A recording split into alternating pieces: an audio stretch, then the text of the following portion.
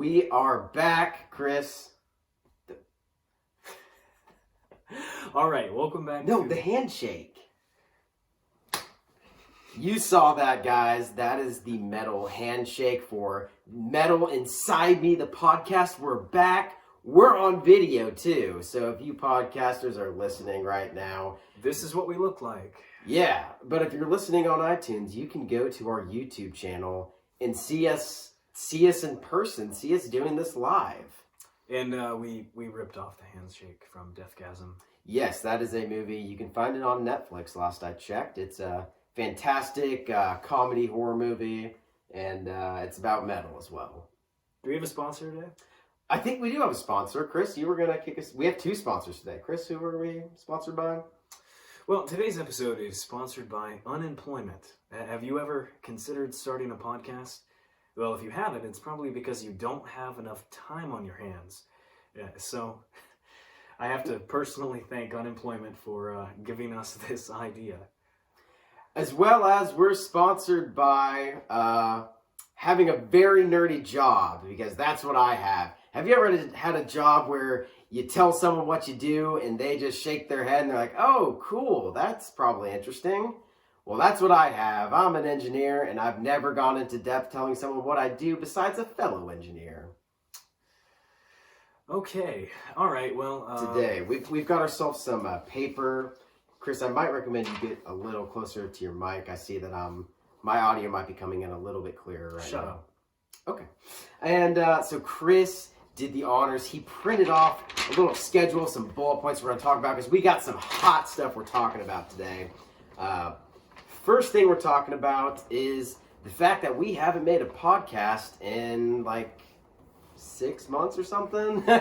It's been since September. October, November, December, January. I didn't even know that. 4 months. Okay, it's been 4 months.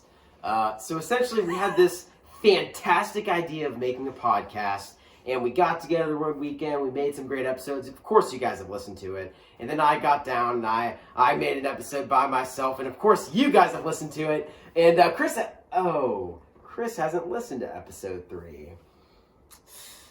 And neither have they. There's no they. Well, that is true. If you haven't, go check it out, because, you're just going to be rolling around laughing and crying and just... It's really something. The Illuminati tried to recruit our podcast. It's really something. You should check it out. He's not making a bad joke. They really did. Yes, it's actually quite hilarious. But yeah, I mean, if this is the first thing you ever see, just actually don't go back. It's better now. Yes, we're gonna as we keep making episodes, we hope that it's gonna improve each time.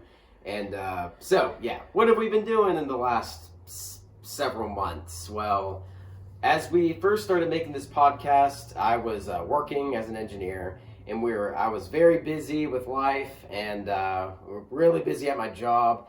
And then me and Chris were seeing each other all the time, because we, as you know, because you've listened to past episodes, we were roommates for 4 years in college. And then work actually got really slow, and I was like so busy, and then I had all this free time, and I just like stopped doing everything after work and watching Netflix, and I wasn't seeing Chris much at all, so the podcast just kind of dropped off. We stopped our memes for a while. But then I became unemployed, and here we are. And here we are, now we're back. Chris, what were you doing last fall? I was doing an undisclosed job that required me to wear a suit every day. Yes, that is very true. And what are your plans for the future, Chris? Well, I'll be going to grad school, which means I will continue to not have a job, but I will be smarter than you. That's true. Chris plans to go to graduate school for what degree? I'm not going to tell them that. Well, if people actually start listening, maybe we'll tell you things about our life. And yeah, that's pretty much the history of what's been going on with the podcast. I know you guys have been liking our insanely good memes that we've been posting. We've been posting some fire memes. I'm really proud of the Five Finger Death Punch one. They're one of the heaviest death metal bands that I've ever heard. Yeah, that Five Finger Death Punch meme was a Connor exclusive. Mm-hmm, that's true. But Connor, who else has been liking our memes? Well, check the list here because Sumerian Records liked one of our memes, the official page of Sumerian Records. That's what we get for being trendy. Mm-hmm. Now, Chris, what other bands does Sumerian Records have? Sumerian Records has, I'm just going to list a bunch of crap. Asking Alexandria is one, I know for sure. And some other stuff that I generally don't listen to. Well, it's a metalcore label for the most part, as I'm aware. Yeah, and I mean, at the very least, I don't really know a lot of record labels, but they're actually one that I've heard of, which was pretty cool. The reason they liked our meme is because we made a meme tagging a certain artist in the meme, and that artist was Poppy. That's right. We're going to talk about Poppy, but we got to tell you guys, we got to tell you about the concerts we've gone to recently. Over the last 6 months, we saw, well, you've gone to 2 concerts, I've only gone to 1. That's right. And we went to a concert together. So this concert the lineup was, remind me of the first 2. It was, honestly, I don't know the first band, they were awful. It was some like 80s parody, like hair metal band. The guy was like, he didn't fit into his leather pants. And then it was He Is Legend, which is a metalcore band that I generally think is pretty good. But I have to say that their live performance was not good. I don't know if the vocalist was intoxicated or something, but he was not particularly great. And then the headliner was Atreyu, which also sucked. But the reason we went to the concert was Whitechapel. And I think the last podcast we recorded, we had already bought Whitechapel tickets, or we're about to. We were going to this concert just to see Whitechapel, of course. Right.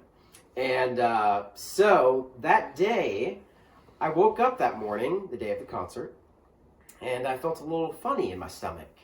And after about an hour, I realized, I've got a stomach virus / food poisoning. That's threw great. up in my driveway.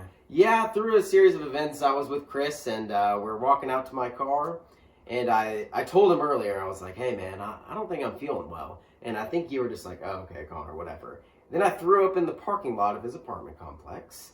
And then one thing leads to another. I am in bed trying not to throw up all day, and the concert is quickly approaching. Right. So I'm not really sure where to jump in with this. I was in a Walgreens getting earplugs because I'm a bitch. And I got a phone call from your girlfriend's friend. Oh. And yeah, that's where I'm starting this story. Okay. And she promptly informed me that you and your girlfriend were not going to make it because you were under the weather. And that I would just be going to this concert with her, which was fine. Is there anything important between that and you showing up? Well, I guess you already touched on. So Chris went to the concert with my girlfriend's friend, and they saw the first 2 bands. So I am in bed. We just made fun of them the whole time. That's true. The bands were apparently not very good. And so I'm in bed, and I'm texting Chris. I'm like, okay, text me when the first band starts and ends. Text me when the second band starts and ends. And I'm gonna freaking make it there for Whitechapel. And I was laying there in bed all day, just shooting Pepto-Bismol. And I was like, okay, I was sitting up. I was like, okay, I think I can stand up and not throw up. And Chris texted me that the second band was starting, and I was like, okay, I can do it. I get ready. Me and my girlfriend go to the concert. Right when we get there, He Is Legend is ending their set. And I'm like, yes, okay, I feel okay. I don't think I'm going to throw up. And Whitechapel's about to start. I at least have made it there for the band that we bought tickets to see. One of our favorite bands. Yeah, and Whitechapel ended up being amazing. Oh, yeah. They were miles ahead of everyone else they performed with. And I was impressed. I mean, Phil Bozeman is a monster. Oh, dude. That was, even though I was only there for, spoiler alert, I was only there for Whitechapel. They didn't play that long of a set. It was probably, 7, 8 songs? Yeah, they were technically an opener, so... Yeah, And so of course they ended with The Saw is the Law. And Of course. and so me and Chris and my girlfriend and my girlfriend's friend, we're all hanging out there. It's a good time. I'm just jamming out to the Saw's the Law, and then it ends, and I'm feeling okay enough to stay for Atreyu. So I mean, I didn't really care to see them because I hadn't even really listened to them. And I turn around and my girlfriend's not there. One thing leads to another. She had a panic attack during Whitechapel. All the flashing lights, the screaming, apparently a little too much for her, but that's okay. I did get to completely see Whitechapel's performance, and only their performance, and I had to leave. And then Chris stayed and saw Atreyu, which she said it. We didn't even make it all the way through it. It wasn't very good. Oh, you left before it ended? Yeah. Yeah. Your girlfriend's friend was like, hey, do you just want to like go get some food or something? Yeah. And I was like, yeah, that sounds fine. Yeah. I mean, so at least we accomplished our mission. We saw Whitechapel. We saw them perform songs from their latest album. Shoot, I'm blanking on the album. The Valley. The Valley. You know, the valley we live in. Yes. Oh, yeah. So they are from Knoxville, Tennessee, and the Valley is about The Tennessee hills. well, I mean, it's about depression, but yeah. But the album cover, I'm pretty sure those are mountains from the Smoky Mountains. Knoxville's right there by the Smoky Mountains and everything. And yeah, it's one of my favorite albums of 2019, hands down. And yeah, their performance was amazing. I definitely would go see them again. Definitely would like to see them being the headliner so that we could see them perform more. One thing I noticed though is that Phil Bozeman, he was very like serious and straightforward to the crowd. he was, yeah. Yeah, he was just like, Chattanooga, how you guys doing? And that was pretty much it. But yeah. And one other thing, he's not a very big guy, and he's gotten skinnier and stuff, and he was up there in jeans and a polo, and it just, I don't know, it was just kind of funny to see that guy get up there and be like, you know? Yeah. Yeah. Yeah, I mean, and he doesn't have his gauges anymore. And Yeah. he looks very much like anybody I would have gone to college with. It's true. He's pretty young too, and yeah, he looked like maybe he was like the secretary of a Christian fraternity or something. And yeah, no, but he did an amazing job. The whole band was great, and that part of the show was excellent. Right up until your girlfriend started crying and walked away, and I was just like, oh, I guess she's going to pee or something. Yeah, and that's our Whitechapel story. Chris has been to 2 metal concerts without me. One, he saw Ghost without me, which I'm very, very disappointed of. Not disappointed that I didn't get to go. And then, what did you see recently? So recently, I saw a show headlined by Issues, but the reason that I went to the show primarily was because one of the openers was Sleep Token, which is a relatively new band. Would you call them new metal? No. They are a new metal band. Right, NEW. And you can put the hyphen in if you want, but I'm not really sure what to call them. That's true. We're going to get into that because today we are naming a new subgenre of metal. So yeah, it's kind of a post-genre. Yes. But Sleep Token, if you haven't heard them, I absolutely recommend you go check out their record, Sundowning. Fantastic. It was amazing. And they have one of the best clean vocalists in the game right now. And I really don't even know how to describe it, and I'm not sure that I want to. I think you just need to go look it up. And what you need to know is that they are completely anonymous. I assume they're from the UK just based on the accent of the guy's voice. Yeah. But they're all completely in masks. We don't know what they look like. Blah blah. You know. Yep. And they gave an extremely serious performance in which he did not interface with the crowd at all. They performed their music and then they vanished in the darkness, and it was amazing. And then the acts in between them and Issues were Little Aaron, who let me get that right, Little Aaron. And that was pretty bad, but also like a lot of fun. He's I guess, kind of an emo rapper, sort of. It's like if Post Malone just like completely let himself go and Okay, so was there any metal influence with this guy's rap? no, it was more like mainstream punk influence. Okay, Um, interesting. for example, he had one song he did where the backing track was just old like emo songs, like Panic at the Disco, Paramore, not like Midwestern emo, but like mainstream emo. And Midwestern emo. we'll get into that in another episode, okay? Are you talking about like emo from Nebraska? I mean, Ohio. Oh. But Ohio's not Midwestern. I know it's but like I'm thinking like corn Midwestern. Like this is I hate my girlfriend. I hate the corn. Yeah.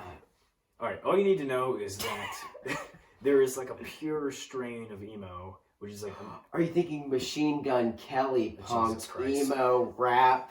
Bro, I'm telling you, that's the hottest stuff in 2019 by far. shut up. I've got Machine Gun Kelly on the mind because one of me and Chris's friends sent us a video of him today, and he was dancing on a table with a bunch of producers And at his record label. at his record label. It was very cringy. I don't know what that man's doing anymore. He's making like punk-ish music. Yeah, his I Think I'm Okay single, he said that if it got like a certain amount of streams, that he would make like a full punk record with Travis Barker. And now he's doing that, I guess. Okay. And I gotta be honest, I don't know if Travis Barker is still involved or not. I just know that he's basically going to be rapping over punk-ish instrumentals. Yeah. That's fine. Anyway, and the other band I saw before Issues was Polyphia, which is an instrumental band, mainly focused Instrumental on... means no words. Thanks, Connor. They needed that. And anyway, and they were very good. The whole draw of the band is that both of the guitarists are virtuosic. In particular, Tim Henson is fantastic. What did that word mean? Virtuosic. Virtuosic, What does that mean? like a virtuoso. So like Keep unusual. explaining. Like preternaturally talented at an early age. Okay. Um, So they're talented guitarists. Please continue. and it was a ton of fun. There was definitely the most weed smoked on that set. And then Issues came on and they killed it. They were really great. Tyler Carter is such a fun frontman, and the music was awesome. I decked a guy in the mosh pit on accident, and then he got up off the ground and hugged me like I had changed his life forever. That's true. So I had such a fun time.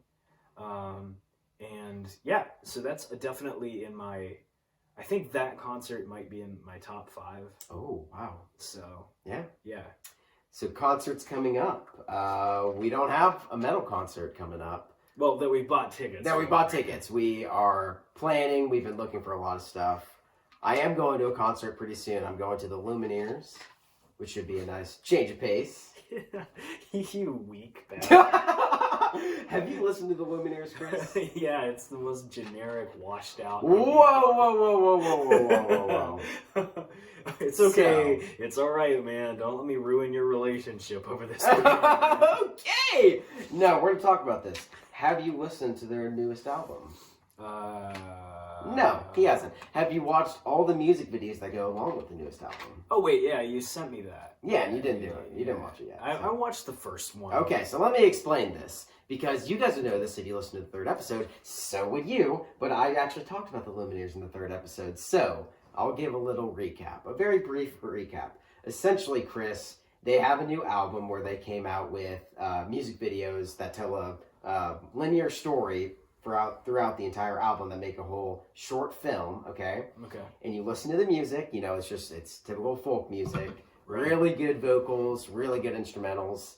And you listen to it and you're like, oh, okay, you know, this is a nice, happy song.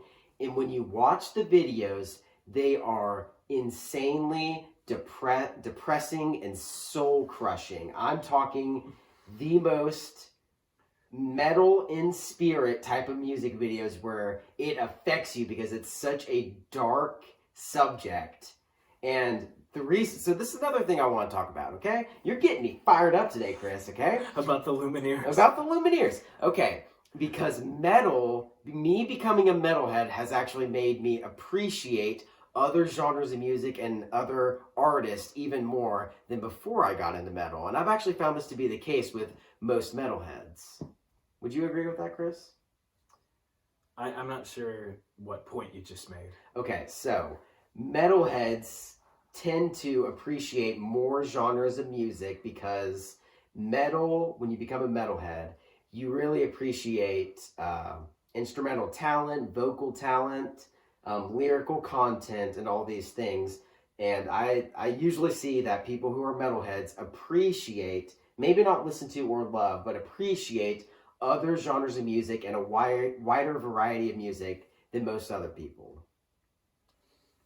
Okay, yeah. Okay, yeah, I think I can agree with that. Let me say what I got from that. Okay. You tell me whether or not I understand. Okay.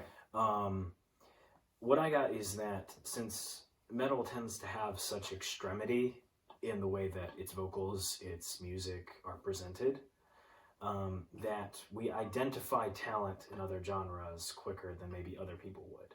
Yeah. So like we identify with like the skill being presented as opposed to just how catchy the hook is. Yep. We identify with how like deep and storytelling oriented the lyrics are, instead of just like how catchy or ubiquitously applicable all of the words are, you know? That's exactly what I'm saying. Okay, gotcha. All right, Okay. yes, I agree with that. Sorry, I just like tuned out after you started talking about the Lumineers. Okay, so what I'm saying is, Chris, because of that is what made me appreciate and like the Lumineers. Because I do think they have very, very strong, especially vocal talent. The guy has a very, very good voice, as well as their instrumentals are very good. Okay. So, and then the lyrical content of the most recent album is fantastic. All right. Okay. Yeah. All right. Moving on, Chris, what is the main point of this podcast? We're here to talk about what? So, when I became unemployed, I started listening to more music than I did before. And during that interval of time, I came upon an album. Mm-hmm. An EP. No, an album. No, it's well, okay, fine. I came upon an artist. Yes. Whom I had never heard before. Mm-hmm. And whom I thought was very unusual, but whose music I really, really enjoyed listening to. Mm-hmm. And so I sent you that artist's music. Yes. And I said, hey, Connor, you have to listen to this immediately. And we have to restart the podcast just so I can satisfy my need to talk about this. Mm-hmm. And that artist is Poppy. Poppy. Now, Chris, let me get more specific. You sent me Scary Mask. Scary Mask. Which features... Fever 333. Which, I'm going to be honest, I've never heard of him. It's, well, them. Them. But it's a rock band. Okay. And do they yell, apparently? I mean, he yells in that song. Yeah, there's a lot of variants. I'm not into Fever 333, but some of their music could be played on the radio. Okay. And some could not. Okay, that's fair. You know. So Chris sent me this, and he said, listen to this right now. It seems that someone is merging pop and metal. And so I was very interested. I played it and watched the music video. The music video is a very metal music video. And a very strange artist who really did mix pop music and metal. Yeah. And I believe my response to you was something along the lines of, wow, this is really catchy and I like it. Yeah, it's so... I had to talk about it because it's so weird, but my emotional response when I first heard it was so positive. Yeah. That I needed to share it with other people. Yes. I've brought up this point to you before, which this is exactly what Poppy has done, which is, I've talked to you about this before, Chris, where I was like, dude, what if Miley Cyrus just like made a metal album? Yeah. What if Ariana Grande made a metal album? And we have Poppy, who I hadn't heard of her before, but she was apparently a very popular pop artist in her circle. You know, decently popular. I believe one of her first singles has like 50 million views, something like that on YouTube. And yeah, it's important for us to note though that as we have found out, Poppy was never just a pop artist. That's true. It is a very unique story. And Chris, you want to just hit the highlights real fast? Because I'm assuming a lot of people who are listening probably haven't heard of her. So let's hit the highlights of explaining who she is. So the first thing I want to note is that the music has always been creepy. That's true. It's just this is the first time it's had metal elements. I think the first time it did was her single X. Was the first one where she had... that is a single, but on the album, the song before that is Rocky Metal. Yeah, yes, yeah. So it was on her last album, there were metal elements beginning to be introduced. Yes. But it's always been creepy, and she started out as a YouTuber. Just a typical teenage YouTuber. And there have been a lot of videos done cataloging her history. Yes, so we're not going to attempt to give you the definitive and comprehensive account. Because there are kind of weird mixed stories. It's a very, talked about history of an artist. It's very strange but highlights. She was a YouTuber, and then all of her, a decently popular, some views, I guess. Yeah, I'm not even sure that she was, popular. Yeah, probably not popular. And she was trying to make music. Right. She had released some music videos, and then all of her stuff disappeared, and she started releasing, her first album is creepy, poppy, electronic-y, computer-y music. And all the while, she was doing skits. Yes. With a man named, his stage name is Titanic Sinclair. I think his real name's Corey something. I don't care. He's a douchebag. It doesn't matter. He's clearly a douchebag. That's one thing we can all agree on based on the information we've collected. Is all the weird buried information. Everybody agrees Titanic is a douchebag. Yeah. And I suppose that it should be noted that he attempted something extremely similar with an artist named Mars Argo. And then, she broke up with him because he was an abuser. And that was the point at which she took up Poppy, whose name is Mariah. And so essentially all it is he was, so in both these situations with Mars Argo and then with Poppy, this guy is pretty creative, and he directed all these music videos with those two artists. And his idea was have a pop artist, but also release really strange YouTube videos.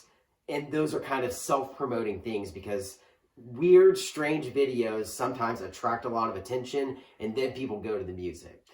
Yeah. And so he was doing that with Mars, then they broke up, and then he just did it with Poppy. I guess yeah. And I guess I should note that he and Mars were dating. Yes. And I don't know this for sure, but I kind of assumed that he and Poppy were dating. There is no confirmed evidence of this, but based on what we know about this guy and the fact that he took this project with this girl, Mars Argo, and they were dating, and then he did the exact same thing with Poppy, we kind of assume they probably were, but we don't really We don't know for sure, but I think it'd be difficult for somebody like that not to replicate their whole situation. Yeah, exactly. And I want to note at this point that I actually realized recently, because it popped up again in my recommendeds, I had actually seen Poppy before. Really? 2 years ago. Oh, okay. Do tell. There was a very short video she has on YouTube called, I think, How to Play the P Chord. And it popped up in my recommended because I was running scales and teaching myself some new stuff on guitar. And it just popped up because at the time it was the trending video. Is that a real chord? No. And I would have to watch the video again to tell you what it is. But I think she had it in an alternate tuning, and it was a weird fingering, and it was the P chord. And it's just a minute of her going, "This is how I play the P chord." And then she just strums it. And it's just a minute of that. And it's very unsettling. Pretty much all of her videos are very unsettling. I haven't actually sat down and watched a lot of them, but I've clicked on them and fast-forwarded through them. One of them's a 30-minute video, and the title is Poppy Laughs. And she's just sitting down and just going, And then like long pause. Right, and some of that stuff, I think, at least in Titanic's mind, like he probably thought that was like some kind of social commentary, Yeah. on just like what people are willing to watch as entertainment. And so it's important to note that Poppy, who her name is Mariah, her stage, whenever she presents herself in interviews and everything, she is playing a character. Yeah. And this character is a pop artist who has been completely controlled by they, which, you know, you would assume a record label, somebody who is controlling all of her movements. So as she presents herself in these interviews, she presents herself as a basically half robot. Like she says, she gets powered off at night by they. She was raised by the internet. Yes. And so part of this is like social commentary. I mean, you know, whatever. It's a whole like thing, whatever you want to call it. But it's interesting to see a celebrity who's now blowing up in the metal scene, who has always presented herself as this artist, while playing a character the entire time. Yeah. Which is very interesting. Yeah. So, anyway. So, back to it. Okay, so, her and Titanic, he's been directing all of her stuff. And then as of very recently, so she has 3 albums out. One of them was that weird no, she has an EP before that. I don't know. A weird computery, electronically pop album. Then a very typical pop album with 2 rock metal songs at the end. An EP with a very metal, electronic-y, darky creepiness, and then a straight new metal / electronic pop metal album. Yeah. I Disagree, which is the newest album that dropped in 2020.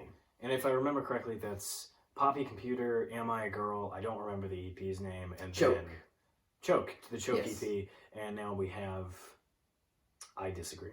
And she also has another album called Music to Read To, which is just ambient noises. And I haven't listened to it. And so, yes, we're definitely going to talk about I Disagree today. So anyway, Chris had sent me this, and I was like, you know, okay, that's cool. I didn't actually re-listen to it until I Disagree dropped, and Chris texted me again. He's like, bro, you have to listen to this album. And I remember I was in my room, and I was like, oh, Chris told me that album. I was sitting there cleaning up my room, and I played it. I think I played I Disagree, and then a couple other songs back to back to back. And I was just, like, blown away. Yeah. Like, seriously. It's wild. Especially since, you know, the music that I used to recruit you to the metal side was Slipknot. Yeah. And the guitars on this record remind me a ton of Slipknot. Yeah. More actually on Scary Mask, which is on the EP. Mm. But, all right, let's generalize a little more. There are definite new metal influences that are hard to refute in this. Now, this is interesting. So, when I first listened to the album all the way through, I hadn't really fully processed it.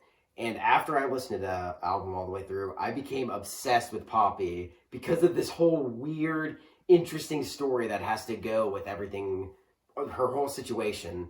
And so I was watching all of these videos, and everyone kept calling her new metal, and I was like, new metal? Like, Limp Bizkit, what are they talking about? And then when I listened to I Disagree another time, I was like, oh, okay. Because, like, she is, like, rapping, talking.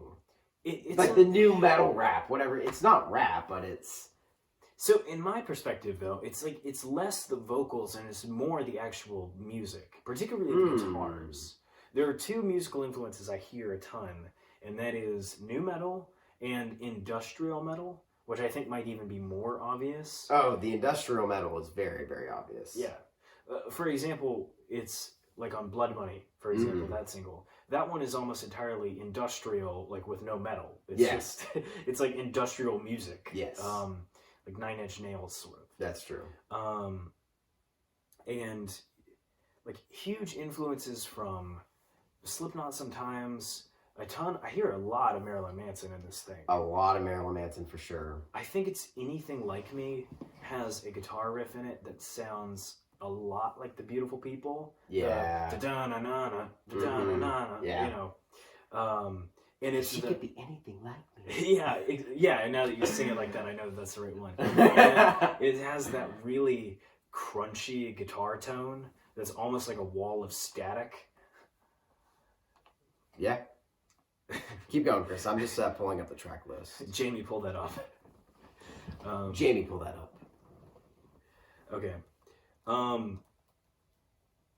And so, yeah, it's interesting because the metal influences, I wonder if they're almost what she listened to when she was a kid or something, you know? Yeah, that's true. Oh, so one of the problems is in interviews when she talks about her metal influences, it's that I don't know if what she's saying is true because she's playing a character. Yeah. Yeah. I remember seeing something with her where she was like, I like Norma Jean. And I was like, yeah. So I don't know if you've seen this specific interview. They talked to her a lot about new metal. They were like, you're the face of new metal and blah, blah, blah. So here's some new metal songs and we want you to rank them. So I think they played a Marilyn Manson. No. They first played a, are we taking a break? You walking around? No, I'm getting my notes. Oh, okay. Oh, you took even more in-depth notes? Yeah. on all the songs. I went track by track. Okay, that's good. Okay, so, wait, what was I just talking about? Oh, the interview. They played a Korn song, and they were like, rank it 1 to 10. She was like 7. They're like, oh, wow, you really like this. Then I think they played Let the Bodies Hit the Floor. You know that song? Yeah. Yeah, I think they played that, and she was like 8. Bodies hit the floor, let the bodies hit I'm not actually sure if that was the one. But then they played a Limp Bizkit song, and she said 10 out of 10. So that makes me think it's, like, not true. Just because she has bad taste? Yeah! Okay, but also, what they did say in the interview, which I think is probably true, Right. they said that she listens to Korn, Coming Undone, or one of the Freak on the Leash, something like that before every concert. Yeah, I mean... Could be true. It could be true. We don't know. She's playing a character, though, so we don't actually know. Yeah, I don't know. I think she's a person who likes metal music. Yeah. And has found a place in her narrative that she's telling of this, machine-born pop artist to implement those elements. Yes, so I think it's important to note, so you can tell me about your take on this, Chris. So, knowing what you know about Poppy and her character she's playing and all of that, and then that first album, then the second album, now the third, I'm taking it as, in the story of the narrative she's telling, it's about a pop artist who has been completely controlled, and she's slowly coming undone. And she's slowly becoming more in tune with what she actually likes. But also the controlling people, she's talking about how they are allowing her to do this kind of music. But, for example, her first metal single, X, it has this, what do you call it? When it goes from one extreme to another, what's the word for that? Contrast? Contrast. It has this extreme contrast between saying, I want to love everyone, empty every bullet out of every gun. So it's kind of like this, she's just going in and out of this like crazy psychotic nature. Ooh, happy. She does say that in the her first metal single, where they just drop the breakdowns and the guitars, and she's like, ooh, look at this, it's happy. As for the narrative, right? Yes.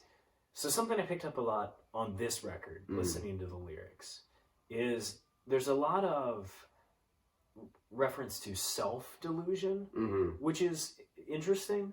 I think this might be a little more personal than her earlier music. Yeah. Like a little more disconnected from the narrative, which is part of the point, right? Is like the machine is coming undone and the person is actually coming out of it. Yeah.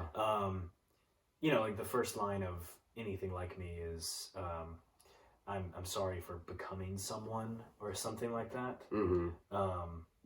I'm aware we have the technology to just bring up the lyrics, but whatever. We don't care. We didn't research this. No. Do you want to take a break real quick, Chris?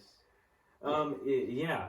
Okay, we're back from our short break, and we're going to get into talking about all of the songs on the I Disagree album. Dun dun dun. Did you take notes? I didn't, but I believe I know the songs well enough just to freaking go for it. A rookie mistake. I know, I planned to sit down and write notes about it, but I was like, oh, Chris isn't going to write notes about each song, so we'll just spitball it. But no. So it turns out I'm the one less prepared. And the first song is Concrete. Whew. Well, we don't really need notes for this one. We don't. If you guys haven't listened to this song, so what we're about to do is a full album review. We're going to talk about, maybe not super in depth, but every single song on the album. There's 10 tracks. It's a pretty short album. It's about 30 minutes. And it opens with Concrete, which is, it's a funny song because she's singing in a very sweet voice saying to, please bury me 6 feet deep in concrete. Cover me in concrete. Turn me into a street. That's the part that makes me laugh because she's like in a very sweet singing voice. Bury me 6 feet deep, cover me in concrete, turn me into a street. It's like so metal, though. I know, it is. And then there are very heavy guitar riffs and stuff in the song. And yeah, and the drumming is very reminiscent of Avenged Sevenfold. Yeah. Or in general, just sort of almost like shower punk music, just like that fast-paced drumming. Yeah. And then, gosh, that's one of my favorite songs in the album for sure. Did you have any more notes on Concrete? Yeah, but keep talking because I have to read it. Okay. Let's see. When I first listened to it, because she talks about ice cream and stuff, I thought the concrete might have been a metaphor for ice cream and stuff because there's a... have you been to Culver's before? They call their milkshakes concretes. I didn't know if that was like a universal term for ice cream, but it's not. She's talking about she just wants to die. There we go. We figured it out. We figured the song out. She wants to die. And yeah, what did you have about that? So the contrast in this song is more radical than it is on the rest of the record. Or at least I think so. Like the contrast between the sections of the song. So there's like a hard break between the lead guitar riff and then the verses and then the chorus and then the bridge and then the outro, which is this sugary 2000s pop thing complete with people chanting her name and clapping, and then there's a fade out, and it's actually quite infectious. And it's also the first time on the record, I mean, it's the first song, so it's our first opportunity, but it's the first time on the record that we hear something I hear a lot in the lyrics. I don't know if you picked up on this, but a lot of her lyrics read like mantras. Like she repeats things quite a bit.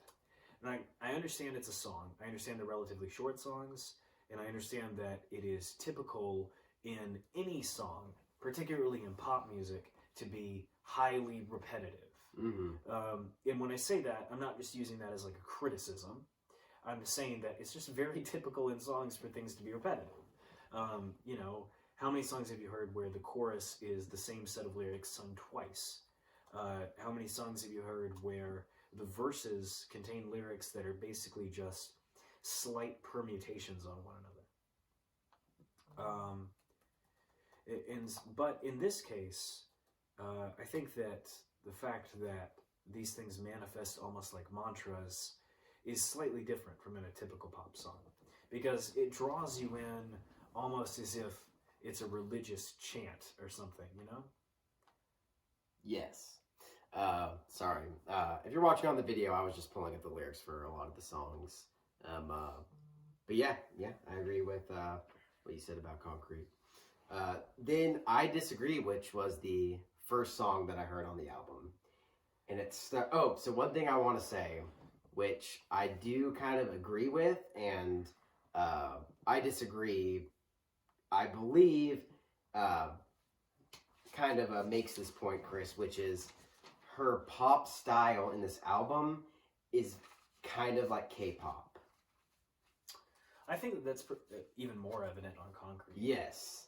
Yeah, and so, well, I haven't listened to any K-pop, but it sounds like what I would think K-pop sounds like. Okay, well, let's talk about something that you have heard. On Concrete, when she gets to the verse, where she's like, sugar, sugar, yum, yum, yum, Yeah. blah, blah, blah. That sounds quite a bit like Baby Metal. Yeah, yeah. Also, her whole get-up, it does remind me of Baby Metal. This, sometimes, yeah, it does. And that, that fast-paced, just pumping drums with the high-flying guitar leads, it does remind me a lot of Baby Metal. Yes. Which, personally, I really don't enjoy that much. Just from like a musical standpoint, Yeah. I don't hate them or anything. I just don't really get into it. It's like I've listened to the popular songs, and I'm like, yeah, okay, Yeah, cool. it's fine. Yeah, I'm not like listening to albums, but you know, Yeah. fine.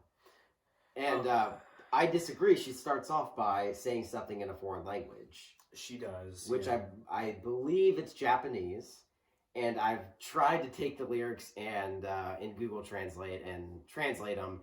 It doesn't work for Japanese to English, but I also read that the translation is I disagree with everything. I think that's what the translation is. I don't even know the correct pronunciation. But it's something. Although it's really cool, and it actually, that's exactly what I'm talking about. Is like she opens that song with something that sounds like a mantra. That, Yeah. like you don't even understand what No, she's you have saying. no idea what she's but saying. You just start sinking into the song. Yeah. And it's like, particularly on that track, on I Disagree, it's like you're in Poppy's head for a few minutes. Yeah. And it also brings up what I think ends up being like the primary theme of the album, right? Which is personal liberation. Yes. Because if you guys haven't seen the music video for I Disagree, she murders a whole team of executives and burns them alive. Right. Yeah. Or wait, in the music video, she gasses them and they all fall asleep, and then she sets them on fire. Something like that. I don't have the images like burned into my brain or anything. And the whole thing is I disagree with. Oh yeah, it's a whole thing about she disagree with everything they're trying to control her with. So it's kind of like in the story of her character, it's like a middle finger to the people who are controlling her and making her a robot. Yeah. And I suppose at this point, we have to mention the way in which this parallels her now split from Titanic. Yes. So it's interesting because Titanic was someone who was very manipulative with Mars Argo, from what the evidence has said. He was a very manipulative boyfriend. She... the reason we know all this evidence is years after they broke up and stuff, she filed a lawsuit against him with a lot of evidence that talked about how he was manipulating her. And after they broke up, he would show up at her house and breaking stuff in her house and taking pictures outside her front door, being like, I'm here in front of your front. I mean, just, he's crazy. And the lawsuit itself ended up being mostly over the rights to the Mars Argo property. Yes. Which she won. She got the property. As well as she was trying to sue them for money they'd made off Poppy, saying that Poppy was stealing Mars Argo's identity, which they didn't win that part, but she was providing a lot of evidence showing how some of the Poppy videos were very similar to the Mars Argo videos. So what they settled on, if memory serves me right, is that Mars got full rights to all of the Mars Argo stuff. Yeah. And Titanic was to never have anything to do with her again. Yep. But otherwise, Titanic and Poppy got to continue on with what they were doing without any penalty. Mm-hmm. And we should note at this point that Poppy defended Titanic. Yes. There have been 2 times that I'm aware of that she's broken character. One of them was when this happened and she defended Titanic. Yeah. And the second was when she broke up with Titanic and said basically everything that Mars said originally. Wait, so I haven't heard this part. What did she say about Titanic? when they. So yes, they broke it off. But what was? Do you remember anything? What was said? I don't want to misquote. Okay. But it was extremely similar. Okay. It was that he had been emotionally manipulative, I think was the term used. Okay. And that she wasn't going to be, associated with this person anymore. And it's important to note they broke ways after the album had been recorded. I disagree. So as of right now, Poppy is now on her own without his creative influence. So we're about to see, as she makes more music, what kind of influence he actually had on the music and the lyrics and everything. Right, because the discussion I really wanted to get to in bringing this up is that when you're listening to the record, it's difficult not to hear it as a breakup story now that you know that they split. Yeah. But he has writing credits on much of the record. Yes. So when it was being written, it's difficult to tell how much could actually be about him. I would assume none. I think it's kind of just ironic. So the album is about her character, who is a pop star who was completely controlled by them and is breaking free. And as Poppy as a person, she, they're probably thinking, oh yeah, this is just a story we're telling. But then we find out in real life that is what was actually happening, with Titanic actually manipulating her and controlling her. Right. Which is just crazy. It is, yeah. Not the song, but the video for Anything Like Me, which is track 4. So we'll talk about Blood Money in a second, but it's the first video she's had in a while where she has her natural hair color again and looks like a person and is, I don't know, it's hard not to see that video as responding to him. And you just pulled up the lyrics. Yes. Well, that was for Anything Like Me. So that, yeah, I disagree. Fantastic song, and also that was the first one that I heard from this album, and that's what got me hooked. I mean, it's wild. It is. The next song is Blood Money, which, here we've got the lyrics up. Essentially, it's about religious hypocrisy. And self-delusion. Yeah. It's a criticism of, I think it's a criticism more of like hypocrisy in general. Mm-hmm. And I'm not sure how much religion really plays into it. I know she says Jesus the Christ a lot. And she also is a leader of a cult. Okay, sure. This is something I don't know much about, but as I've been studying Poppy, she talks about being a leader of a cult. And and she also released a book called Genesis of something. All right, let's leave that on the sideline for a second. we don't know much about that, but she claims to be a leader of a cult. Okay, but yeah, it's this song is about hypocrisy, because some of the lyrics are about what do you believe when nobody's watching? What do you believe when everyone's around? It sounds a lot like virtue signaling. It's about who you really are versus what you present yourself as, which is pretty significant to her because she's playing a character all the time. Yeah. And this is this little ironic moment in which she is breaking character but is still playing a character. Which is the character break is a part of the character. It's very, very meta and weird. Yeah. Oh, interesting, Chris. I forgot to say this. You said you've known of 2 times that she's broken character. I saw a video when she breaks character when she's playing her character, like in an actual interview. Oh, really? Because she's doing a podcast or something, and basically the guys and girls on the podcast were just being really funny and making her laugh, and she was like sitting there laughing, trying to stay serious and trying to still play her character. Oh, okay. Yeah, I mean, it's not really breaking character, but it was funny to see. Yeah. You could see her like holding in a laugh and like trying to stay serious. Yeah. Yeah. Well, that's almost to her benefit because we all know that she's a real person. Yeah. And so if there's a very small amount of footage of her breaking character, that's, you could almost use it as like softcore promotional material. Yeah, of course. You thought I was going to say softcore porn, didn't you? All right, back to the I Disagree album. Right.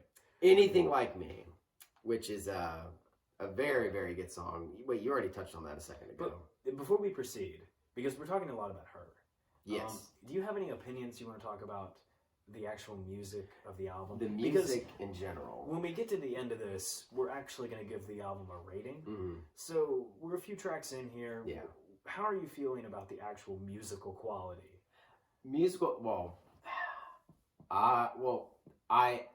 Okay. I want to say a lot of things, but I'm going to save how I feel about the whole album for the end. Right, yeah. But so it is an interesting mix of nu metal, heavy guitar riffs and drumming, kind of a rapping, talking voice, a very strong singing voice, some yelling, background yelling in the album, and electronic music, which I've never been a big fan of electronic music, but kind of getting into gent bands, and then it actually works really well, in my opinion. This weird combination of everything, I mean, I love it. Yeah, I mean, the electronic bits are closer to industrial than they are to, like, EDM. Yeah, that's true. So it's a little more palatable for somebody like myself who listens to, like, metal and hardcore for the most part. Which is the song that has the very heavy EDM breakdown? The bow, jump, is that? Let me see. That's exactly what it sounded like. Yeah, exactly. It's either I think it's Fill the Crown. Yeah. Yeah. Which is a song I am excited to talk about because I have a question about that song. I want to see what you think. Okay. The next song, as I pull up the Fill the Crown just to get that thing going, Anything Like Me. All right, Anything Like Me. Still talking about Anything Like Me. Still, okay. Yeah. What's the part? Where's the chorus? He could be anything like me. Well, I want to make a note on her vocals on Anything Like Me, and also on Yeah. This is a Fill the Crown. Hold up. Where's the?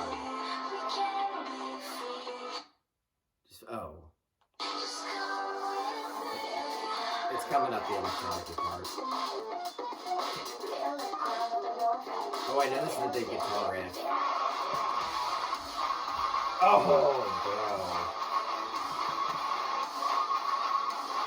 bro. Oh, gosh. Okay, anyway, I don't know which song the super heavy EDM thing is, but whatever.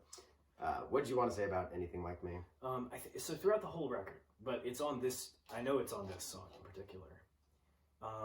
You know how she tends to use, like, sort of an artificial baby voice? Yes. Like she stays in the higher end of a register all the time when she's talking and when she's singing. Yes. On this record, and I'm not saying she's never done this before. I'm not familiar enough with her earlier music to say so.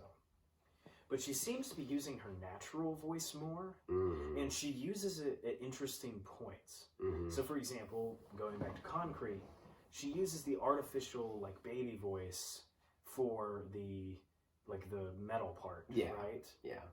And then she goes into an almost more natural, smooth voice on the bridge.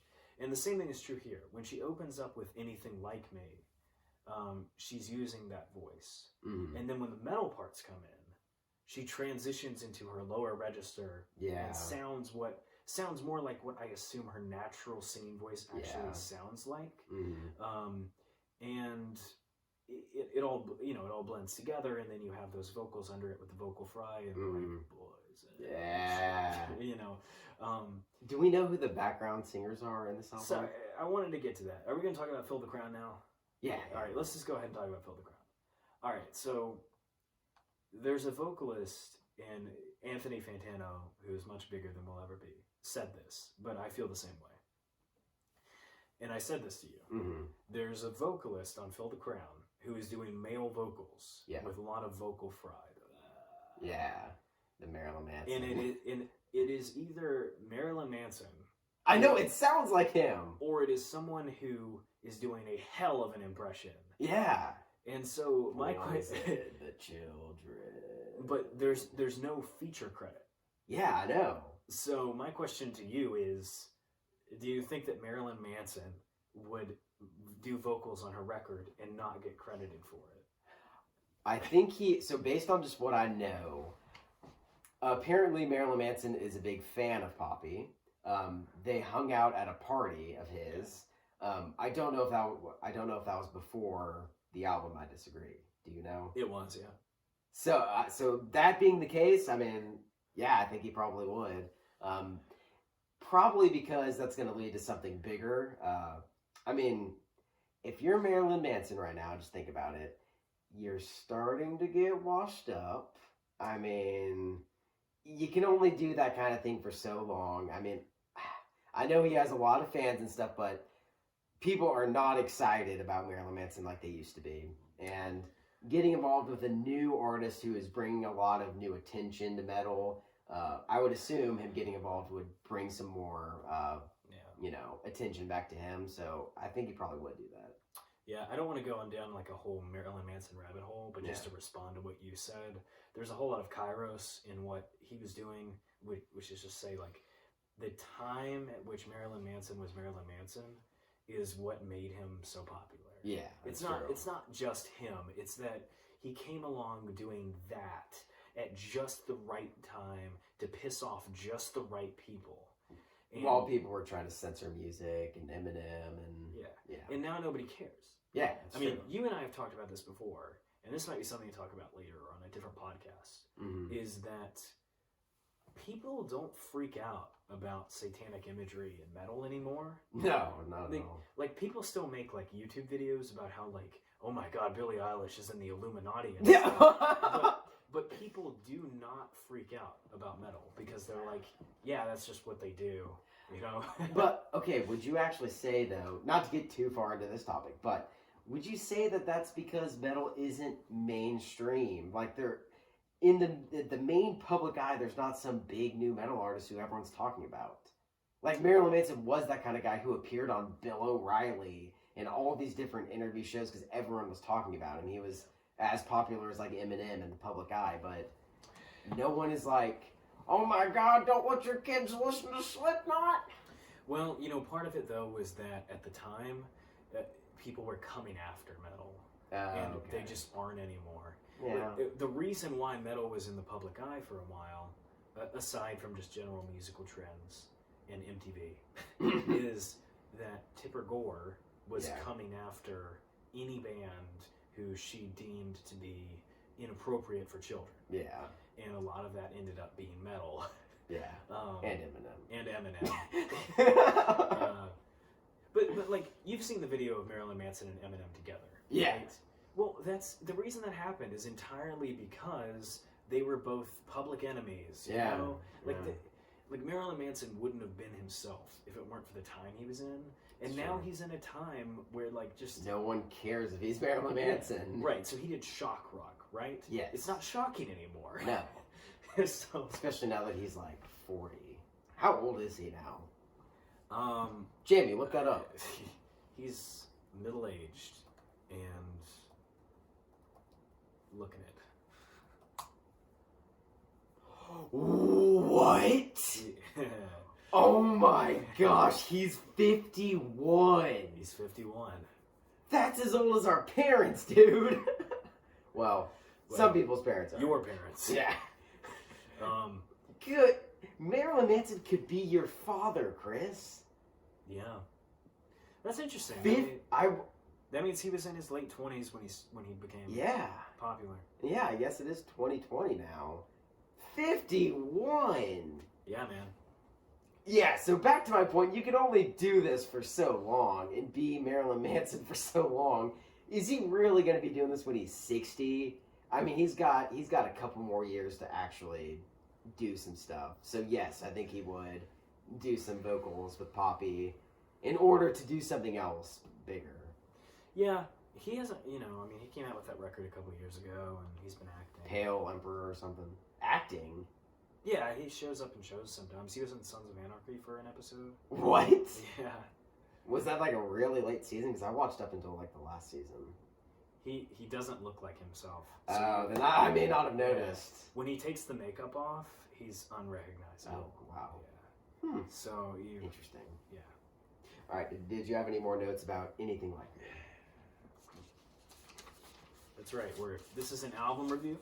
This is an album review, and See, guys, this is why you don't do an album review in the form of a podcast. Is because because you get off on tangents and talk about Marilyn Manson for 15 minutes. see, if this were just an album review, we would cut it out.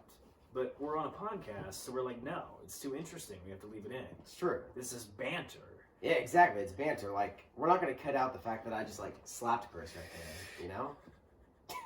I just like uppercutting. And then I was it just turned into violence. That would be so funny. The video's coming out soon where I yeah. beat the hell out of Yeah, Chris. you have hairy nipples. Alright. Any more comments on anything like me? No. Let's move Alright, on. the next song. We've already talked about Phil the Crown. Yeah. Marilyn Manson's over that. No, so one thing I do want to say about Phil the Crown, that's a song that's repeated in the last song. Yeah, it is. Which is, you can be anything you want to be, you can be free, just follow me. She puts the refrain from Concrete in there too, right? Does Well, she? I have to listen to it again. I'm not sure about Concrete, but it's the chorus of I Disagree and the chorus of Fill the Crown, which is repeated on top of each other in the last song, which is, I disagree, you can be anything, I disagree. Yeah. Anyway. Yeah, I think the Concrete one is in there too. It wouldn't surprise me. Yeah. Yeah, we'll have to re-listen to it, but Nothing I Need and Sit Stay are two songs where they just kind of ran together and weren't too interesting because they weren't super metal. They're good songs and I liked them, but they were just kind of like poppy songs. You are probably thinking of Sick of the Sun instead of Sit Stay. Sit Stay is pretty energetic. I like Sit Stay. All right, I'm pulling it up. All right.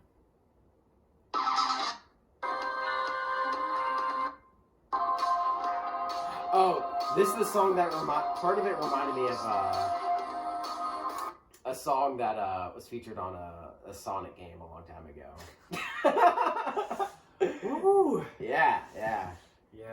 Oh man. Oh yeah, this was that. Yeah, this is. This is the song! Okay, so I was showing Poppy to someone recently, and the two things they said were they kind of remind her of Evanescence. Which, okay, hold up though. I do kind of hear it in this song. Listen. When you're doing that kind of singing. No. Yes. No. I don't listen to Evanescence, so I wouldn't know, so... Yeah. But do you know what I mean? But like, bring me back to life. No, I don't hear it. Okay. It's like maybe in vocal timbre alone, Okay. but not in actual delivery style. Okay. Yeah. Okay. So, Sit Stay isn't a heavy song though. I think that's kind of why I just kind of. No, it's just energetic. Yeah, it is a very. Yeah. Okay. Bite Your Teeth, the heaviest song of the album. Mainly due to that breakdown. Yes. It's not as consistently heavy as maybe like, I don't know, but that breakdown is sick. This one has such a good contrast of very heavy breakdowns mixed with the chorus of the prissy little girl. Bite your own teeth, bite your own teeth. Now, Chris, what do you think that means? I think it's a reference to Alan Watts. What? Oh, what does that mean?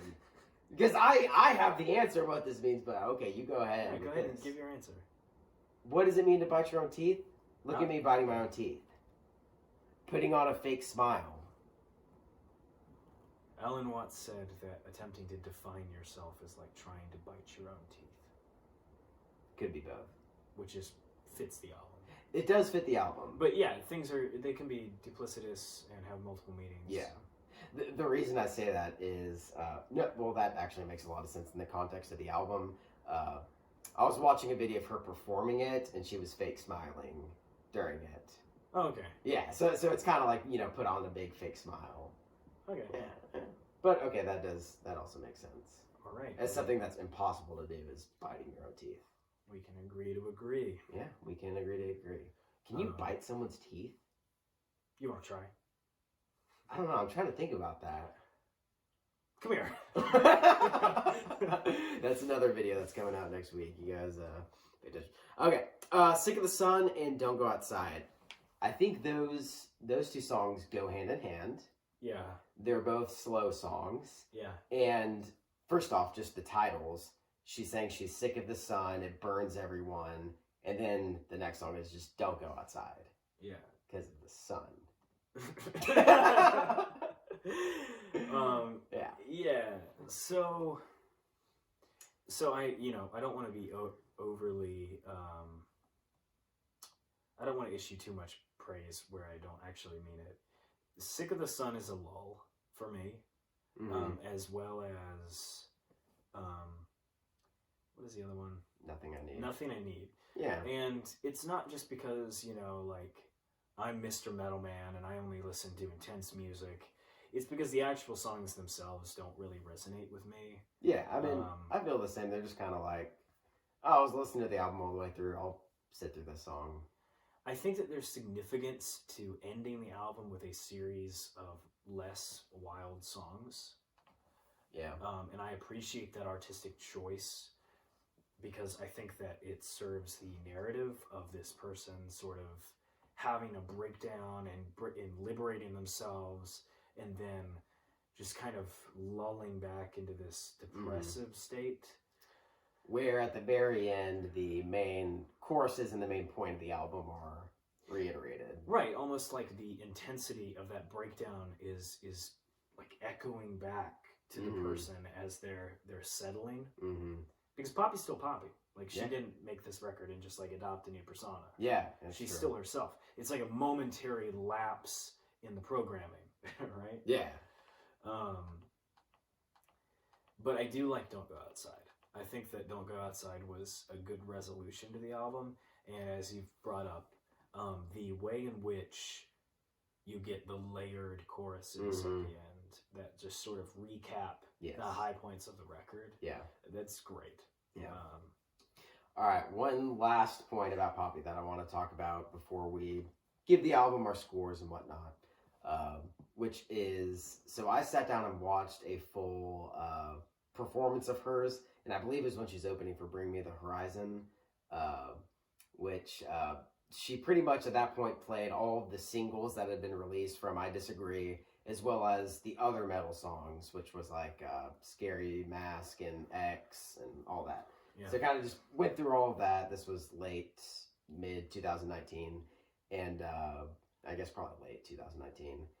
And one thing I noticed though, so because she was opening and she was doing a whole different scene than she had done before, she only had a drummer and a guitarist, and that was it.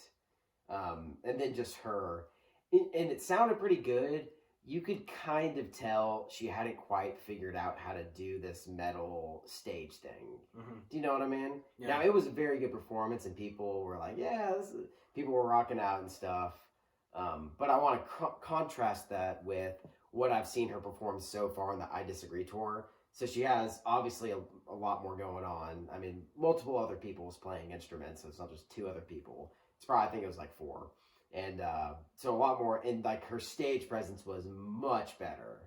I guess she had improved a lot, and now that she's actually the headliner for her shows, it was much better. And her outfits have just gotten way more wild. Yeah. She's going for like a very crazy metal, prissy girl look. I don't even know how to describe it.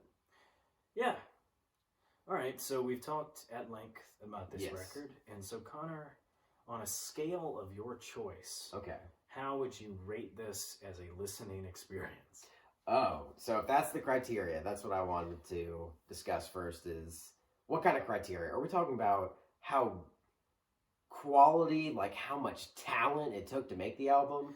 Well, no, because, I mean, I'm going to say it's not that high because, I mean, I don't even know how much of the lyrics she wrote. She's just singing. She's obviously not playing the instruments. It's a Marilyn Manson situation where, it's just the lead singer. They're not collaborating with the band. They're just, I think that the only fair way to do this is just in your listening experience. Personal level of enjoyment. Yes, personal level of enjoyment. I'm going to have to say, so out of 10, I'm gonna say a 9.5. Damn. I know. Now, guys, this is like when I first listened to the album all the way through. It is just something that is so different and made me excited about metal again. And this is one of the first albums I've listened to in a long time that I sat down and listened to the album all the way through in the last, it's been out for like 2 weeks, 2.5 weeks. I've listened to it at least 7 times all the way through from start to finish. And I haven't done that with an album in a long time. Okay. I am, just for personal pleasure, Yes. I'm going to give it a high 7 or a low 8. Okay. Yeah. So like 7.8 to 8.2 is basically how I'm feeling. Yeah. Because while I also got excited and loved it when I heard it, I have not gotten the replay value out of it that you have. Ah, I see. Yeah. I see. So, and also the first time I heard it, there were a couple tracks that I didn't love. Yeah. So, I got you. Yeah. Yeah, that's understandable. the good parts are really good, though. Yeah. That's true. I'm interested to see, though, because I do feel strongly that it was a 9.5, just like an album that really made me want to listen to it so much. I'm interested to see in 2020 if we're going to get another album that can compete with that. Because this could be the 2020 album for me. Yeah. Could be. Yeah. Yeah. This is probably the record I've liked the most. I actually liked this more than the new Novelists record. And you know I like Novelists a lot.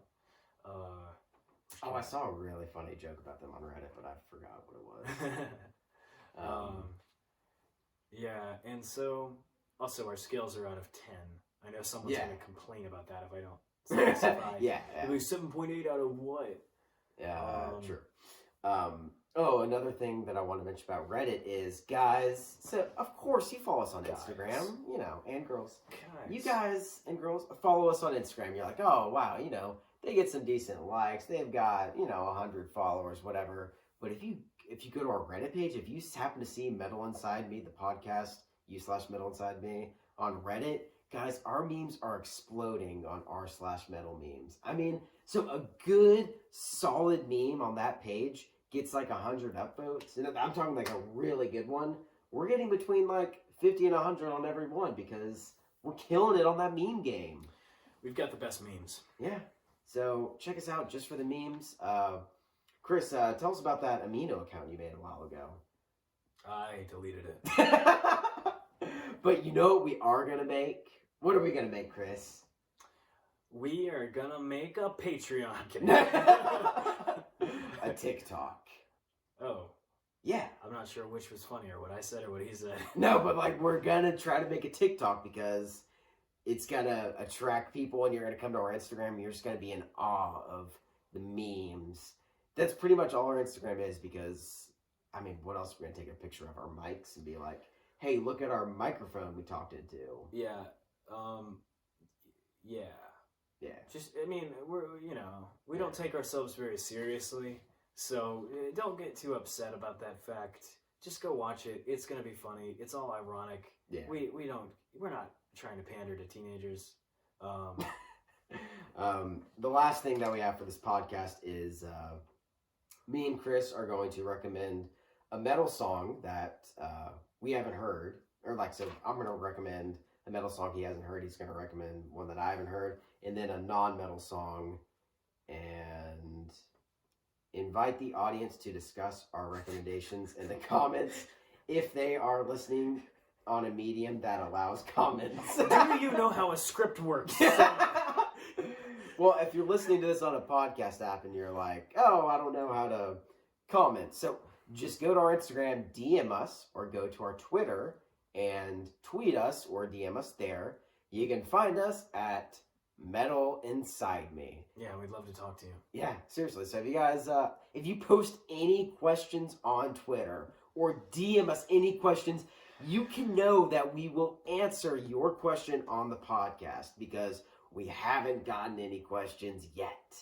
Yeah, pretty much. So like if you ask any question, be like, hey, what do you think about this band? Hey, will you listen to this album and talk about it? We will. We haven't gotten any comments yet because, Because we have no following. But hey, eventually we might. I hope one day we'll look back and we'll be like, dude, remember when nobody listened to this? And now we have 5 good fans. Yeah. Crazy. So yeah, all right. So we're gonna make this a regular section of the show, where Connor and I recommend songs to each other and to you. Connor, why don't you go first? Hit me with your non-metal pick first. This is a big old banger. Oh! That is Jeremy Renner Made Attraction. Well, Chris, this is not my non-metal pick. This is the hardest rock album of the century.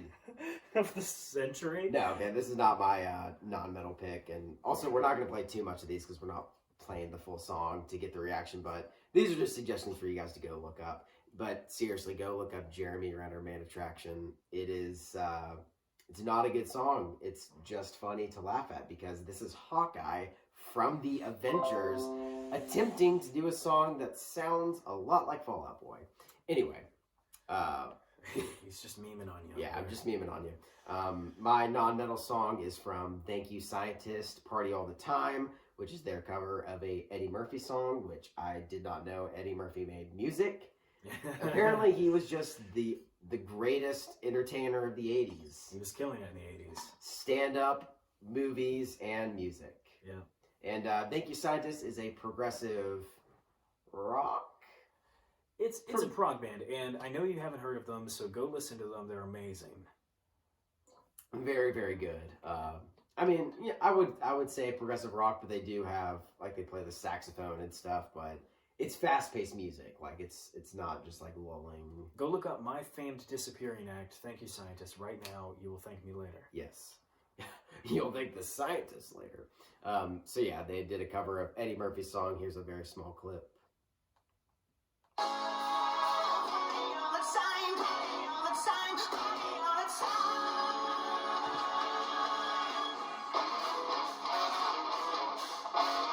Yeah. All right, so my metal song suggestion for Chris. Here we go. Which is by Disempath. By Disempath, it's called Devil Send. Now, this is not some, like, super high quality, awesome metal song.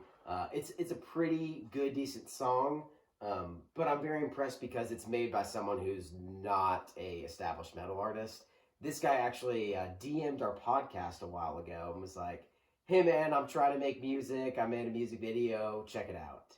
And nice. Yeah, and so this is our plug. We're plugging this guy. Disempath. Disempath.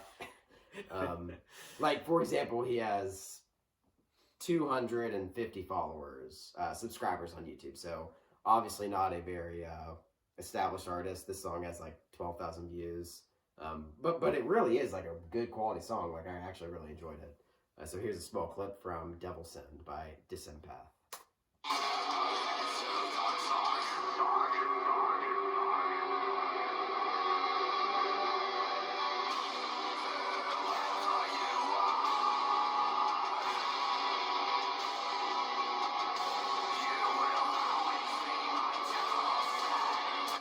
Yeah. All right. Pretty decent song. Supporting small artists over here. Yeah, that's what we do here. Yeah.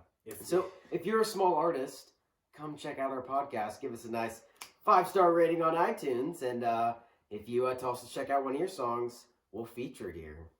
Yeah, man. Yeah. That's absolutely true. We would love to have some interaction with other, creators. That's true. All right, so my picks. I have 2 because I'm not a clown.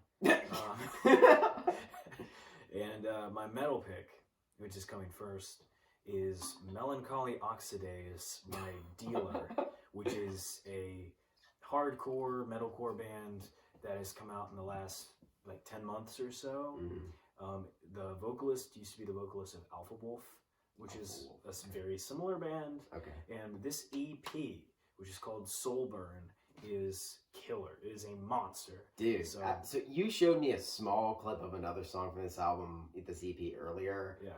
I I'm blown away. It was- It's fantastic. Yeah, dude. Oh my god. People at these shows are gonna When did you find die. out about this? Because you haven't told me about it yet. About a month ago. I'm saving it for the podcast. Okay, Responsibilities. jeez, All right, bro, okay. but play a little clip All of right. Melancholy Oxidase.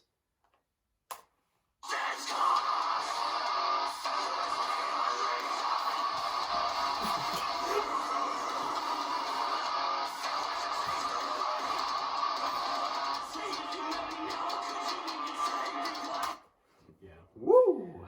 Wow, Yeah. that's all good right. stuff. And What is the net? We got. my non-metal pick, What in the world? which is still punk music, but definitely not metal in any way, is Losers 2. That's Losers, the number 2, by Spanish Love Songs, which is an amazing punk band. Okay. If you haven't listened to them, go check them out. And this song, if you are about our age, will depress you to death. Okay. But it is an amazing track. Play a little bit of that.